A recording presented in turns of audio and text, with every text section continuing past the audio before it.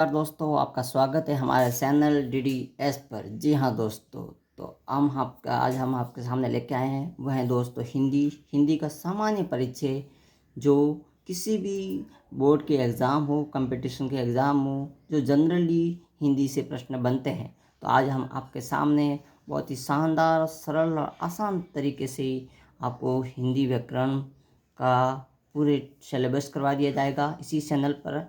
और आज हम हिंदी की सामान्य परिचय से शुरुआत करने वाले हैं दोस्तों। बहुत ही बेहतरीन तरीके से आपको चीज़ करवाई जाएगी और ट्रिक के साथ में। तो दोस्तों, आज हम जिस प्रकरण को पढ़ रहे हैं उसको पढ़ने से पहले हम विस्तृत उसकी व्याख्यात्मक चर्चा करेंगे, फिर उसके MCQ बारी बारी से प्रश्न पर उनको लेंगे। तो दोस्तों, मैं हूँ हिंदी शिक्षक अर्जुन देवासी और आपके सामने लेके आया हूँ दोस्तों हिंदी का सामान्य परिचय। शुरुआत करें इस प्रकरण की। तो दोस्तों चलो देखते हैं हिंदी कौन सा भाग है दोस्तों। तो आ जाएगा हिंदी। तो जो बात करने वाले दोस्तों हिंदी का परिचय। जी हाँ दोस्तों, क्या करने वाले हैं? हिंदी का परिचय। हिंदी का परिचय पढ़ने वाले हैं दोस्तों आज हम।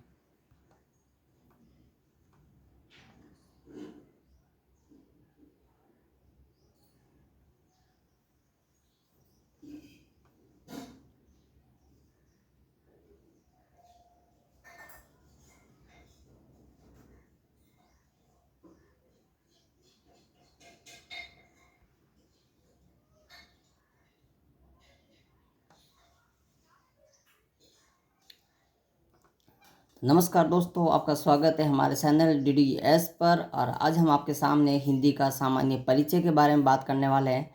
और इस प्रकरण को अच्छी तरह से सरल तरीके से आपके सामने हम रखेंगे। तो दोस्तों, आप पेन और नोटबुक लेके बैठिएगा। मैं हूं हिंदी शिक्षक अर्जुन देवासी और आपके सामने आज हम हिंदी की हर टॉपिक के पहले हम विस्तृत व्याख्यात्मक चर्चा करेंगे, फिर उसके MCQ 30 लेंगे। तो दोस्तों, हम इस वीडियो को आप लाइक और फॉलो करिए। चलिए सबसे पहले मैं हिंदी का परिचय देखते हैं दोस्तों। टॉपिक में है हिंदी का परिचय। बात करें हिंदी परिचय की अगर, तो दोस्तों सबसे पहले हम लेते हैं कि जो हिंदी की जो शब्द है। जी हाँ दोस्तों, हिंदी का जो शब्द है वो किस भाषा से उठा हुआ है। तो हिंदी शब्द किस भाषा से बना है? तो दोस्तों हिंदी शब्द अरबी भाषा से बना है। हिंदी शब्द अरबी भाषा का शब्द है। ये दोस्तों अरबी भाषा का शब्द है। अगर बात करें हम हिंदी की उत्पत्ति कैसे हुई है, तो हिंदी की अगर उत्पत्ति पूछी जाए दोस्तों, तो इसकी अगर हम उत्पत्ति की बात करें तो इसकी उत्पत्ति हुई है दोस्तों सिंधु से। किससे हुई है? सिंधु से। सिंधु से इसकी उत्पत्ति हुई है। और अगर बात करें सिंधु से ये शब्द किससे मिलकर बना है, तो दोस्तों ये बना है दोस्तों हिंदू से। किससे बना है? जो सिंधु से क्या हो गया? हिंदू। और इसके अंदर एक प्रत्यय लगने से शब्द बन गया दोस्तों हिंदिक। और हिंदिक के अंदर ई प्रत्यय लगने से शब्द अपने सामने बन के आया हिंदी। क्या बन के आया? हिंदी। अगर हम बात करें इम्पोर्टेंट के साथ कि हिंदी की लिपि क्या है। जी हाँ दोस्तों, हिंदी की लिपि क्या है? तो दोस्तों हिंदी की जो लिपि है वो है दोस्तों देवनागरी। जी हाँ दोस्तों, क्या लिपि आएगी? देवनागरी लिपि है। देवनागरी लिपि। और इसी लिपि का अगर आपको दूसरा नाम पूछे तो वो हो जाएगा दोस्तों अक्षरात्मक लिपि। क्या नाम हो जाएगा? अक्षरात्मक लिपि। अक्षरात्मक लिपि भी इसे कहा जाता है। अब हम बात करते हैं दोस्तों भाषा यानी लैंग्वेज। ये जो भाषा है ये शब्द कैसे बना और कहाँ से निकल के आया। तो दोस्तों ये शब्द है संस्कृत के अंदर से निकला शब्द था भाष। भाष शब्द से निकला। और इस भाष शब्द का अर्थ अगर पूछे तो इसका अर्थ होता है दोस्तों प्रकट करना या व्यक्त करना। प्रकट या व्यक्त करना। प्रकट या व्यक्त करना। अगर हम इसी भाषा की अगर भाषा की परिभाषा की बात करें तो दोस्तों भाषा वह साधन है जिसमें आप लिख सकते हैं भाषा वह साधन है, भाषा वह साधन है जिसके द्वारा मनुष्य अपने अपने अपने विचारों का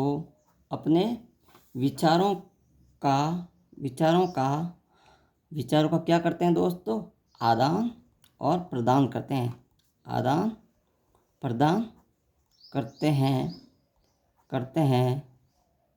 उन्हें भाषा कहा जाता है, उन्हें भाषा कहा जाता है। क्या कहा जाता है, भाषा। यदि आपको बात करें कि भाषा के कितने रूप हैं, तो दोस्तों ये भी आप लिख सकते हैं, भाषा के 2 रूप होते हैं। कितने रूप होते हैं दोस्तों, भाषा के 2 रूप होते हैं। अगर पूछे 2 रूप कौन कौन से हैं, तो दोस्तों पहला हम कहेंगे 1 नंबर तो मौखिक रूप। कौन सा रूप होता है, मौखिक, जो बोलकर प्रकट करते हैं। और दूसरा होता है लिखित रूप। क्या हो जाएगा, लिखित रूप। 2 रूप हो गए हिंदी में। कितने रूप हो गए, 2 रूप हो गए दोस्तों। अब हम आपके सामने यदि बात करें विस्तार से, इसके छोटे छोटे प्रश्न जो बन सकते हैं परीक्षा में पूछा जा सकता है कि भाषा की सबसे छोटी इकाई, भाषा की सबसे छोटी इकाई, भाषा की सबसे छोटी इकाई। प्रश्न ये भी बन सकता है कि भाषा की सबसे छोटी लिखित इकाई, सबसे छोटी लिखित इकाई। प्रश्न ये भी बन सकता है कि भाषा की सबसे छोटी सार्थक इकाई। प्रश्न ये भी बन सकता है कि भाषा की पूर्ण इकाई। तो दोस्तों ये 4 प्रश्न कई बार एग्जाम में प्रश्न पूछे गए हैं और इनमें से प्रश्न बनने के चांसेस हैं।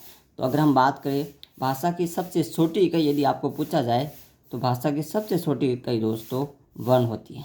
क्या होती है, वर्ण। माफी चाहूँगा, भाषा की सबसे छोटी इकाई ध्वनि होती है। क्या हो जाएगी दोस्तों, ध्वनि। भाषा की सबसे छोटी इकाई पूछा जाए तो ध्वनि। और अगर लिखित पूछे तो दोस्तों है वर्ण। क्या हो जाएगी, वर्ण। और छोटी सबसे सार्थक इकाई पूछी जाए तो हो जाएगा दोस्तों शब्द। क्या हो जाएगा, शब्द। और पूर्ण रूप से अगर इकाई पूछी जाए तो बन जाएगा वाक्य। यदि इसका कर्म पूछा जाए आपको तो दोस्तों कर्म है वो इस प्रकार रहेगा। कर्म क्या रहेगा, सबसे पहले वर्ण आएगा, वर्ण के बाद में शब्द आएगा, शब्द के बाद में वाक्य आएगा और वाक्य के बाद में दोस्तों अनुच्छेद। क्या आ जाएगा, अनुच्छेद। और अनुच्छेद से बनेगा लेख और लेख से बनते हैं दोस्तों निबंध। तो सबसे छोटा रूप वर्ण, सबसे बड़ा रूप निबंध। इसका कर्म पहले वर्ण पढ़ेंगे, शब्द, वाक्य, अनुच्छेद, लेख और निबंध, ये इसका कर्म रहने वाला है दोस्तों। अगला जो हम, ये तो था दोस्तों हिंदी भाषा की बेसिक जानकारी जो आपको होनी चाहिए। हिंदी भाषा किस भाषा का शब्द है ये आप याद रखिएगा, अरबी भाषा का शब्द है। और इसकी उत्पत्ति कैसे हुई है या कहाँ से हुई है, तो दोस्तों इसकी ये पूछा जाए अरबी शब्द भाषा से बना हिंदी का शब्द। और ये उसकी उत्पत्ति तो सिंधु से, सिंधु के शब्द के जो लोग थे वही सिंधु को सिंधु ना बोल के क्या बोलते थे, हिंदू। क्या बोलते थे, हिंदू। और हिंदू में एक प्रत्यय जुड़ने से हिंदी को हो गया और ई इसमें प्रत्यय और लगने से हिंदी हो गया। इसकी लिपि पूछी जाए दोस्तों तो इसकी देवनागरी लिपि है, जिसका दूसरा नाम इसे अक्षरात्मक लिपि भी कहा जाता है। भाषा का अर्थ होता है प्रकट या व्यक्त करना। भाषा वह साधन है जिसके द्वारा मनुष्य अपने विचारों का आदान प्रदान करते हैं, उन्हें भाषा कहा जाता है। भाषा के 2 रूप होते हैं, एक मौखिक रूप होता है, एक लिखित रूप होता है। भाषा की सबसे छोटी इकाई ध्वनि होती है, भाषा की सबसे छोटी लिखित इकाई वर्ण होती है, भाषा की सबसे छोटी सार्थक इकाई शब्द होती है और भाषा की पूर्ण इकाई पूछी जाए तो वाक्य होती है। क्या होती है दोस्तों, वाक्य। और इसका अधिक्रम पूछा जाए तो वर्ण, शब्द, वाक्य, अनुच्छेद, लेख और निबंध। तो ये तो था दोस्तों इस हिंदी की बेसिक जानकारी। अगला जो हम अपने जो शुरुआत करने वाले हैं वो हैं दोस्तों व्याकरण। जी हाँ दोस्तों, क्या हो जाएगा दोस्तों, तो हम जो शुरुआत करने वाले हैं वह है दोस्तों व्याकरण। तो दोस्तों हेडिंग डालिएगा व्याकरण। क्या हेडिंग डाल रहे हो दोस्तों, व्याकरण। व्याकरण को हेडिंग डालिएगा। क्या पढ़ने वाले हैं दोस्तों हम, व्याकरण। अगर व्याकरण शब्द का हम विभाजन करें तो दोस्तों ये शब्द मिलके बना होगा वि धन आ धन करण, ये इस शब्द से मिलके बना है। तो दोस्तों ये व्याकरण वि धन आ धन करण, यानी इसमें वि उपसर्ग आ उपसर्ग और इसका मूल जो शब्द है वो कर्ण, ये बना है व्याकरण। अगर हम बात करें दोस्तों व्याकरण में, तो हम शुरुआत करने से पहले हम इसके 3 खंड बांटते हैं। जी हाँ दोस्तों, पहला खंड यदि पूछा जाए तो हम पढ़ेंगे वर्ण विचार। क्या पढ़ने वाले हैं दोस्तों, वर्ण विचार। दूसरा पूछे तो पढ़ेंगे दोस्तों शब्द विचार, शब्द विचार। और तीसरा है वह है दोस्तों हम कह सकते हैं वाक्य विचार, वाक्य विचार। इसी क्रम में हम आगे बढ़ेंगे और व्याकरण को 0 से हीरो तक यानी बेसिक से हाई लेवल तक आपके व्याकरण कराने वाले हैं। अगर हम बात करें दोस्तों वर्ण विचार में, भाषा की सबसे छोटी इकाई लिखित छोटी इकाई, भाषा की सबसे छोटी लिखित इकाई, ये कह सकते हैं। शब्द विचार में वर्णों का सार्थक शब्द होता है या वर्णों का सार्थक जो शब्द है ये, और वाक्य में कह सकते हैं कि शब्दों का सार्थक समूह होता है। तो सबसे पहले दोस्तों हम जो पढ़ने वाले इकाई वो है वर्ण इकाई। तो हेडिंग डालिएगा वर्ण विचार। क्या हेडिंग डालोगे, वर्ण विचार। वर्ण विचार की हेडिंग डालिएगा दोस्तों, वर्ण विचार पढ़ने वाले हैं। और वर्ण विचार के अंदर हम बात करें, इसकी परिभाषा की बात करें तो आप परिभाषा लिखिएगा वर्णों का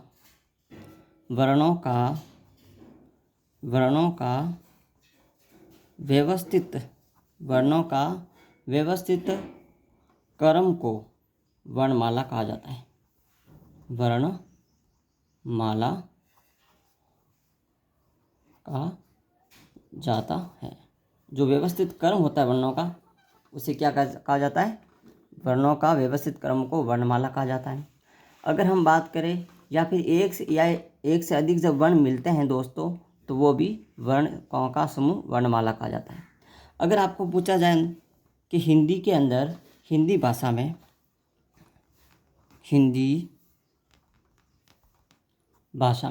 क्या पूछा जाए दोस्तों, हिंदी भाषा के अंदर या हिंदी भाषा के अंदर वर्णों का जो विभाजन किया हुआ है, वर्णों को कितने भागों में बांटा गया है दोस्तों, 2 भागों में बांटा जाता है।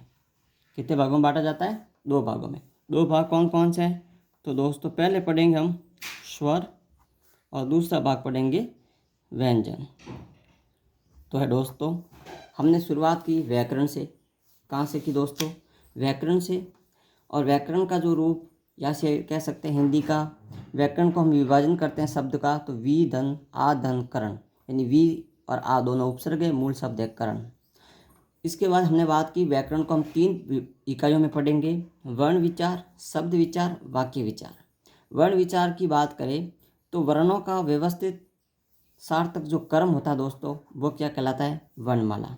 हिंदी भाषा में वर्णों को 2 भागों में बांटा गया है, एक स्वर दूसरा है व्यंजन, एक स्वर दूसरा है व्यंजन। तो चलिए अब हम जो अगला जो पढ़ने वाले हैं यानी कह सकते हैं शुरुआत करने वाले हैं वो करेंगे स्वर से। किससे करने वाले दोस्तों, स्वर से। तो आप हेडिंग डालिएगा स्वर। क्या हेडिंग डालोगे दोस्तों, स्वर। स्वर को हेडिंग डालिएगा और स्वर की परिभाषा लिखते हैं दोस्तों।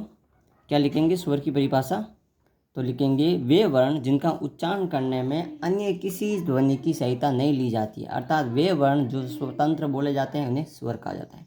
तो लिख सकते हैं वे वर्ण जिनका उच्चारण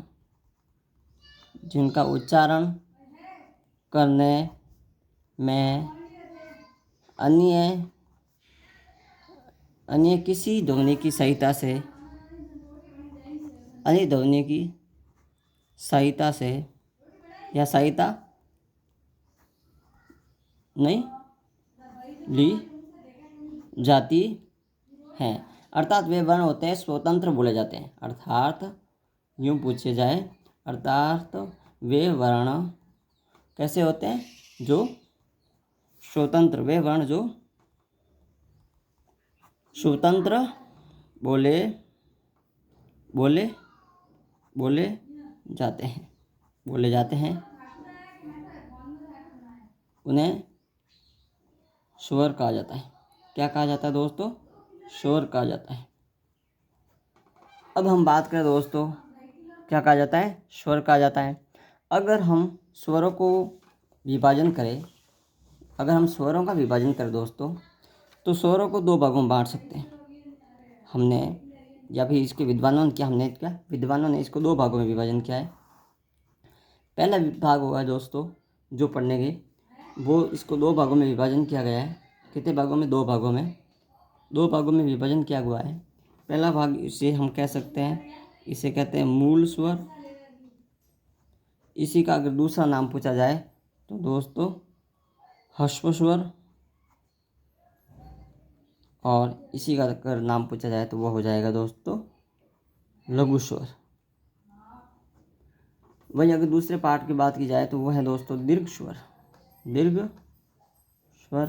इसी का दूसरा नाम संधि स्वर। अगर मूल स्वर की बात की जाए, मूल स्वर में कौन कौन से आते हैं? अ के बाद में ई, उ और री, ये चार वर्ण आते हैं मूल स्वर में। और दीर्घ स्वर में पूछे जाए तो इसमें आने वाले दोस्तों आ, ई, उ, ए, आई, ओ और आओ। अगर आपको पूछा जाए हिंदी में कितने स्वर हैं, वो अगर बात करें तो हिंदी में दोस्तों टोटल कितने स्वर होते हैं? 13। तो लिखेंगे हिंदी में कुल 13 स्वर होते हैं।